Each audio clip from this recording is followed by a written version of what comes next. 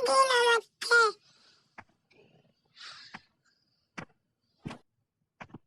गुरुजी का नमस्ते बेटा, नमस्ते। मेरी तरफ से सभी बच्चों को आशीर्वाद प्राप्त हो। इस क्लासरूम में आए समस्त छात्र, स्कूल के सभी छात्रों को मेरी तरफ से सुख शांति प्राप्त हो। सभी बच्चे खुश रहें, मस्त रहें और सभी के ऊपर मेरी कृपा बनी रहे। जल्दी हमने ऊपर कृपा बनाया, हमको भी कुछ कृपा नहीं बेटा, कृपा। तुम्हारे ऊपर भी विशेष कृपा रहे, क्योंकि तुम तो नमस्ते ही किया है। जल्दी हम क्या खाते हैं? कुछ लाए नहीं है तब क्या खाएंगे? आप हमको क्या खिलाएंगे? खाए नहीं, खुश रहें बेटा। सभी बच्चों को मेरी तरफ से आशीर्वाद अर्थात खुश रहें। खुश रहेंगे तभी तो अच्छे रहेंगे। इसीलिए तुम लोगों को हमारी बात सुनाई नहीं पड़ती है। जल्दी हम घर का परीक्षा जल्दी से चाहिए। हाँ बेटा, तुम घरे परीक्षा दो या अपने रिलेशन में दो, उससे क्या जरूरत है। परीक्षा तो होती ही है। सर जी, बोर्ड एग्जाम क्या है? इसका बहुत बड़ा बयान है, बहुत बड़ा नाम है, इस पर बहुत बड़ी चर्चा चल रही है। हम नहीं जान पा रहे हैं कि ये क्या है, कहाँ होगा, कैसे होगा, इससे क्या परिणाम होगा। बोर्ड ही सब कुछ है बेटा। बोर्ड भविष्य है, बोर्ड दुनिया है, बोर्ड आय है, बोर्ड व्यय है, बोर्ड का बड़ा नाम है। बोर्ड ही से ही सब कुछ होता है। बोर्ड भविष्य है, बोर्ड भगवान का दूसरा रूप है, जिसके लिए सब बहुत परेशान होते हैं। सर जी, बोर्ड भगवान है? वो कैसे? बोर्ड तो एग्जाम है और बोर्ड परीक्षा सभी के लिए है। आप बता रहे हैं भगवान है।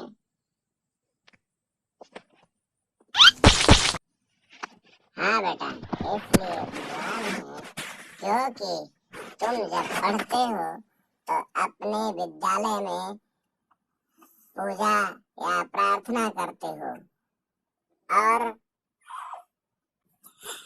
पुस्तक जो तुम्हारी होती है उसमें सरस्वती जी का वास होता है। और जब किताब को तुम मनन करते हो, पढ़ते हो, तो सरस्वती जी तुम्हारे सर में निवास करती हैं। इसीलिए बोर्ड भगवान है। सरस्वती पूजा पहले होती है, क्योंकि विद्यालय में बोर्ड एग्जाम से पहले सरस्वती पूजा करके सभी बच्चे विदाई समारोह करते हैं और उस विदाई समारोह में एक दूसरे से खुश होके जाते हैं, हंसते जाते हैं, मस्त होके जाते हैं और सब स्कूल में गुरुजी से आशीर्वाद लेके जाते हैं कि हम पढ़ें और बढ़ें। गुरुजी के साथ में सरस्वती पूजन करके सरस्वती माता का आशीर्वाद लेके बोर्ड एग्जाम की तैयारी के साथ जाते हैं। लेकिन तुम कह रहे हो कि बोर्ड एग्जाम घर पर होता है। ये घर के खिलौने नहीं है, बोर्ड एग्जाम भविष्य है। इसीलिए ये आयोग के समकक्ष होता है। इसके लिए टाइम, समय, डेट, विषय सब निर्धारित की जाती है। आप उस समय, उस टाइम, उस विद्यालय में पहुंचना है जहाँ पर आपको लिए बोर्ड मनोनीत कर दिया गया है, आयोजित कर दिया है। उसने आपको एक सेंटर के पक्ष के रूप में बना दिया है। उस सेंटर पर आपको जाना है। कैसे जाना है इसके जिम्मेदार तुम हो, उसका कोई दोष नहीं है। अगर तुम नहीं गए, वहाँ नहीं उपस्थित हुए, तो इसका जिम्मेदार स्वयं हो।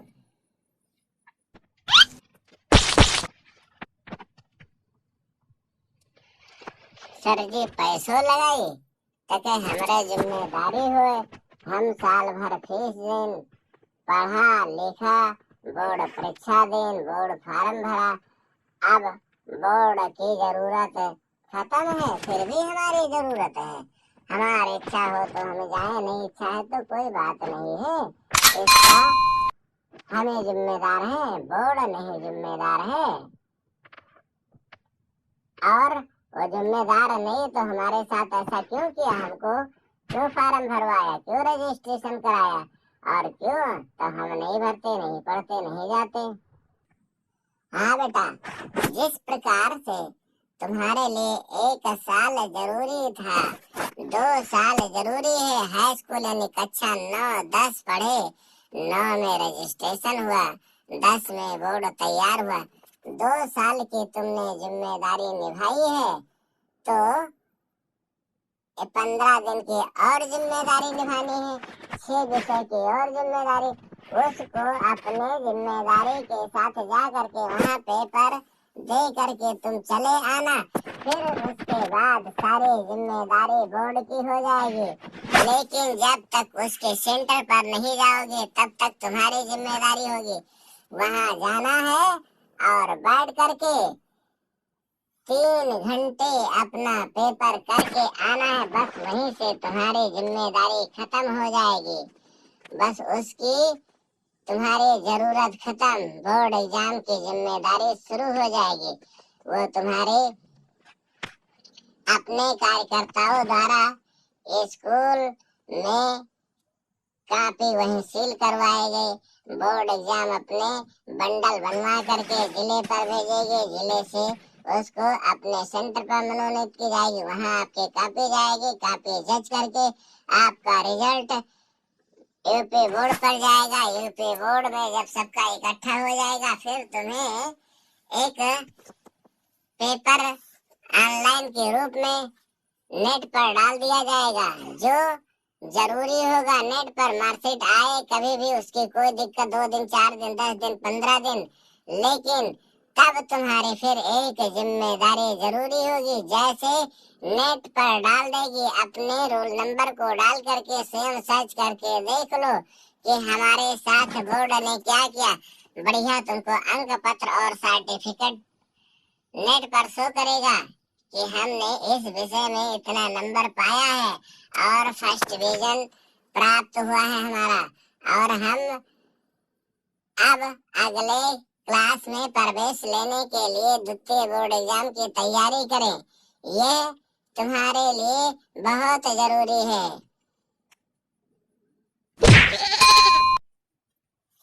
अच्छा सर जी, कर्तव्य करो, फल का इच्छा न करो। 2 साल पढ़ो लिखो मेहनत करो, फिर भी इंतजार करो, और उसको यही जांचवा करके तुरंत हमको हमारे हाथ में दे देता, मैसेज बनवा के बाद में भेजता, तो क्या हो जाता, बोर्ड का बड़ा काम छोटा हो जाता, यही समाप्त कर देता, और बाकी हमारे सामने चेक करके कापी हमें भेज देता, हम चले जाते, हम भी अपनी जरूरी खत्म कर लेते, वो भी अपनी प्रक्रिया पूरा कर देता। नहीं भाई, बोर्ड एग्जाम का जो जरूरी कार्य है, कर्तव्य है, वो तुम्हारे अकेले थोड़ी है, वो पूरे उत्तर प्रदेश का कार्यकाल है। वो अपने बोर्ड के माध्यम से अपने समकक्ष में जब सबको इकट्ठा करेगा, केवल तुम्हारा विद्यालय थोड़ी है तुरंत ही करके दे दे। उसके पास बच्चों की संख्या की एक गिनती होती है, जो कम से कम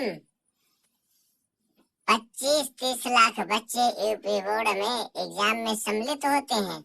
अब बताइए, 2, 4, 10, 20, 100, 50 हो तो उसी दिन करवा दे, लेकिन सबको व्यवस्थित करवाना, सबको खर्चा करना, सबसे कापी जचवाना, हर जिले पर एक बंडल बनाना, ये बोर्ड का काम है। उसके बाद में वो समकक्ष अपने ही कार्यकर्ताओं से करवाता है, उसमें किसी का हस्तक्षेप इंटरफियर नहीं होता है।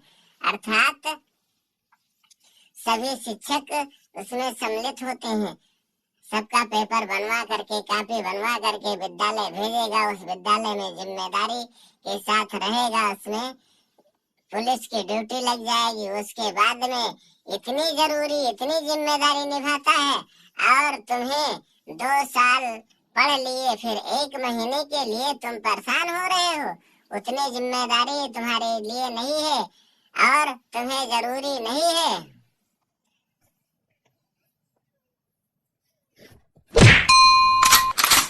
हाँ सर जी, अब आप बतावागा हमार जिम्मेदारी तो है, जरूरी है।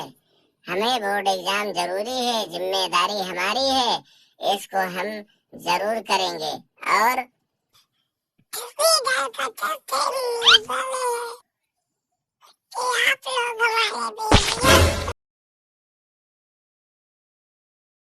लाइक करें, सब्सक्राइब करें, लाइक करें, सब्सक्राइब करें और हमारे वीडियो को देखते रहें।